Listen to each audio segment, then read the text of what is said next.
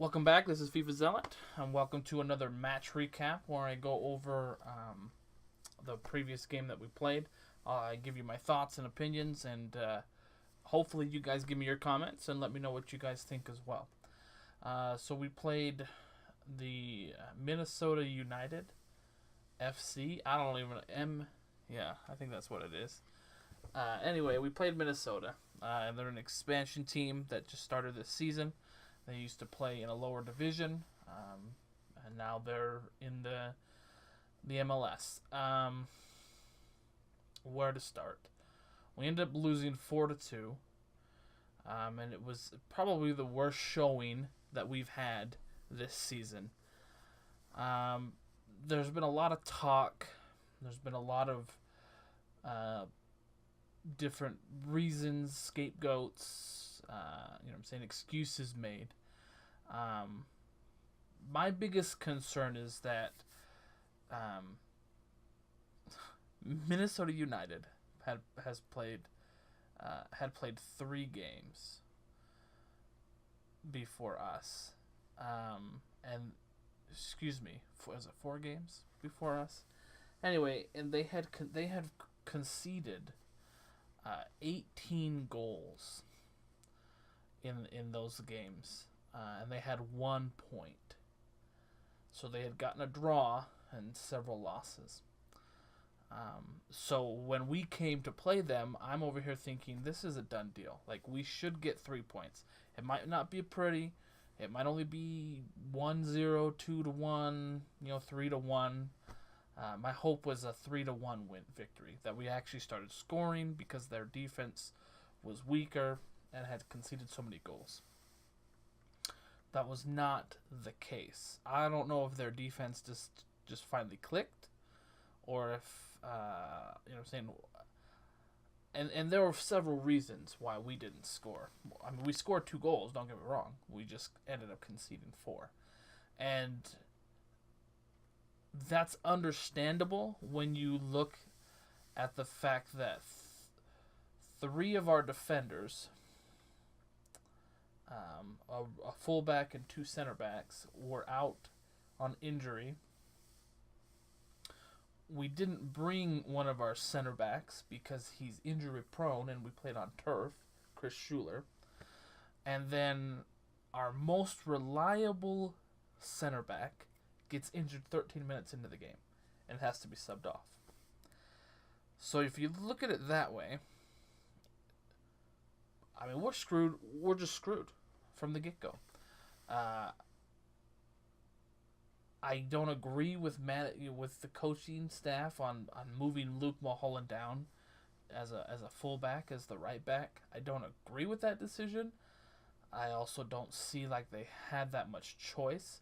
I was impressed with their decision to move Lennon, who was a right wing, down to right back, where he played amazing football. I mean, that kid, again, and I'm going to reiterate this, we need to buy him. I don't care how much money it takes. I don't care what we have to do. You know what I'm saying? If we have to, as RSL fans, start a GoFundMe, let's do it. And I'll be the first to donate, because that kid, it just seems like he can do anything you want him to. And I love watching that guy play. Anyway, so once Mon was injured, it was all downhill from there. Our cohesion was horrible. Our communication between Wingert and Schmidt was atrocious, and no one was covering, and no one was tracking back, and it was sad.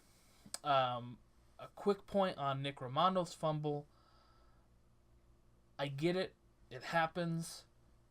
That's unfortunate that it happened. He's really good with the ball. He's really, he's very skilled with that kind of a thing. But when we're down 2-1, the last thing you want to do is chest it, try to flick it back, back behind your other leg, and then do a spin and pass out. That's the last thing you want to do, right? when you're down 2-1, there's that hope. You know what I'm saying? We're fighting to draw even. And again, it's unfortunate it happened. I don't, I'm not mad or anything like, oh, you ruined it. You're the reason we lost. But now all of a sudden we're down 3-1, which makes the task feel that much more insurmountable. Heads might start to droop. You know what I'm saying? And it's just it puts you that much farther away. And you know what I'm saying? And that, to me, that takes all the momentum out of our sails. All the wind out of our sails, takes the momentum away from the players. And now it's a struggle, an incredibly difficult struggle. So that's all I'm going to say about Nick Rimando. One thing that I like is that we are getting more shots on target. We didn't have as many shots this game. We only had 11 shots, but we had, I believe, 5 on target. 5 on target, 2 blocked, 4 off target. So I'm happy that we're making the keeper work, because for so long, we're just shooting all over the place. And I'm happy that we got a couple of goals on the run of play. That these weren't set pieces, that these weren't gimme goals, which is exciting. Hopefully we can continue that. Hopefully Ura can get more clinical, get that confidence, and start putting away more shots. My biggest frustration and concern, and I've talked about it before, is our midfield.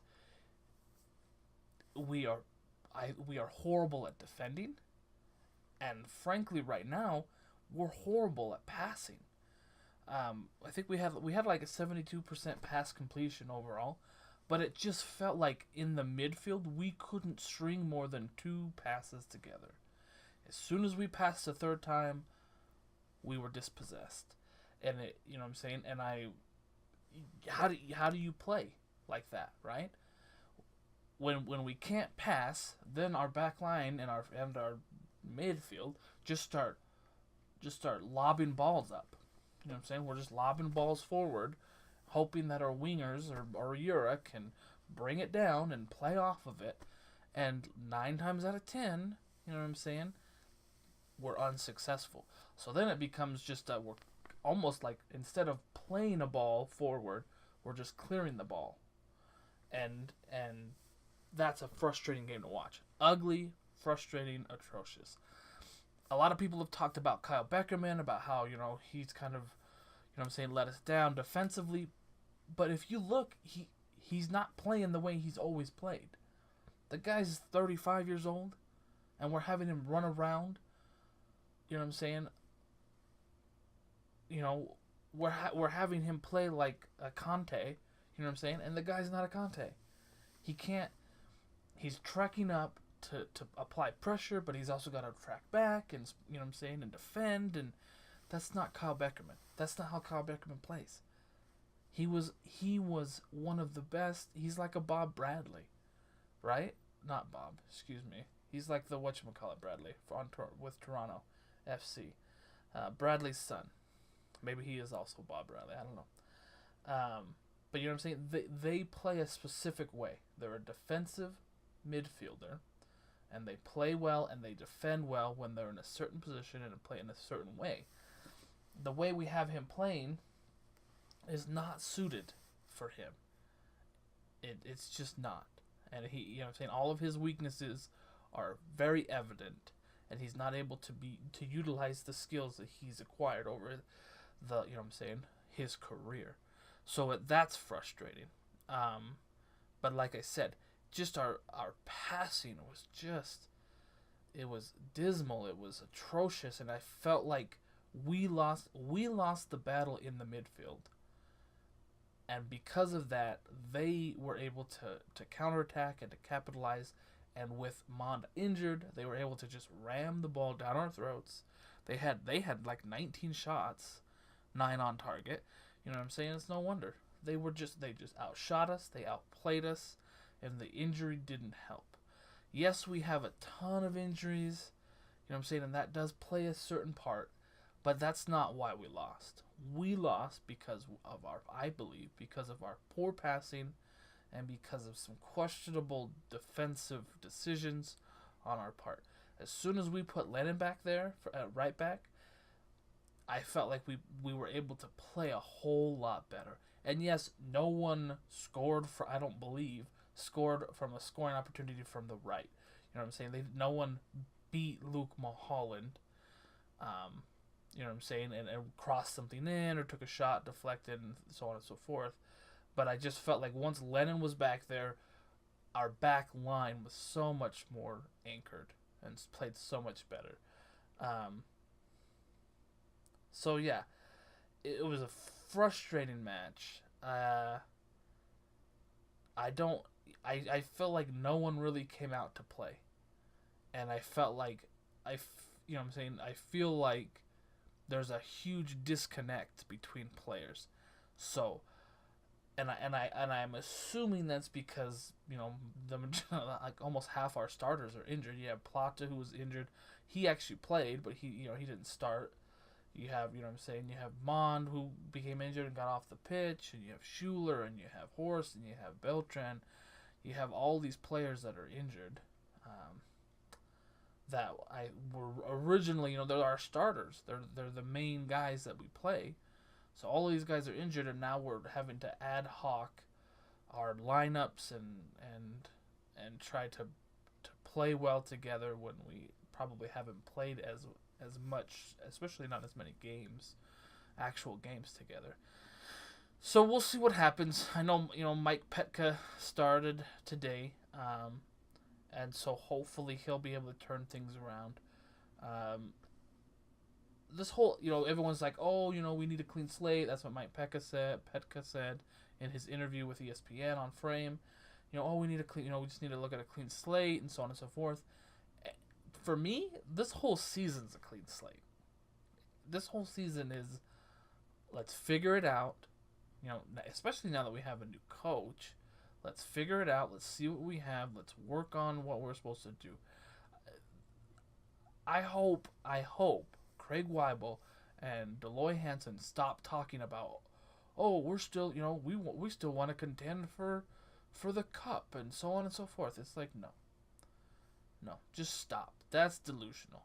Let's figure it out. Let's find an identity. Let's understand the way Mike Petka wants us to work. Let's get some guys, hopefully in middle of the season, that'll help us with that goal, and let's work towards it. It's time to move on. It's time to, but it's not only is it time to move on. It's time to find how we're going to be playing for the next 3 to 5 years, or more. Hopefully, you know what I'm saying. The whole Jason Christ and the Diamond, right? Found a lot of success, but it took a while. And that's the same with this. We got to find our new diamond, whatever that, and not necessarily, and I'm not even necessarily talking about a formation.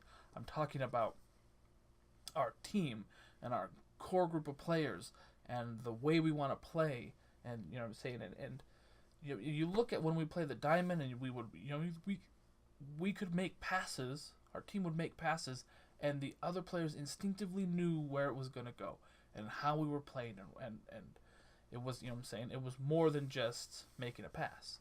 And now we can't complete passes to save our lives. So like I said, hopefully, you know what I'm saying, he'll be able to kind of smooth things out. I guarantee this is not going to be the last curb stomp that we get. You know what I'm saying? I guarantee it. But hopefully we can move forward. We can put our trust in Petka, and you know what I'm saying, and just be supportive through the rest of this season. So yeah, those are my thoughts. Let me know of anything that I missed. Put your comments down below. And yeah, like I said, we'll move forward and we'll see what happens. So this has been my take on FIFA Zealot. Thanks for watching, and I'll catch you guys next time. Bye.